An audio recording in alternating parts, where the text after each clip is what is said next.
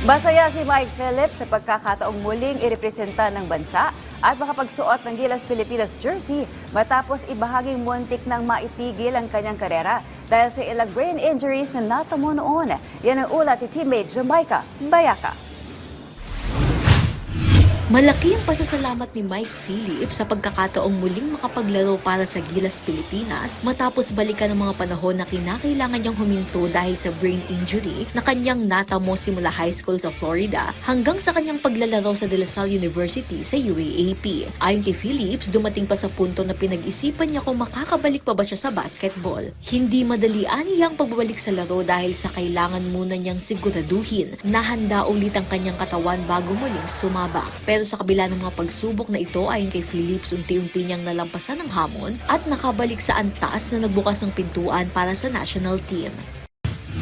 Napakamasaya po. Kung sinabi ng dati pa, after I had 5 brain injuries, sabi ng doctor, sabi niya, di ka na makapaglaro ng basketball after this. At ngayon po, makapaglaro po ako para sa bansa natin.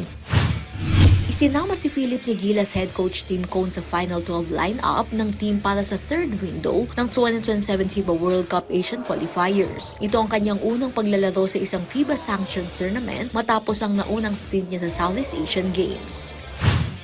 Yung pagiging loco po, yun talaga yung pangarap ko. At yun din yung pinatatrabuhan namin ilang years na.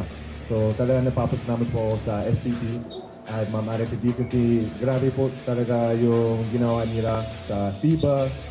Countless days talagang yung pinaghirapan nila para at may chance po ako maglaro para sa FIBA po. So talagang alam ko po na marami ko matutunan sa FIBA Games at ayun po, sobrang excited po na kahit nasa SEA Games, alam ko na pag yung mga FIBA World Qualifying, talagang mahalaga yung mga laro na ito po.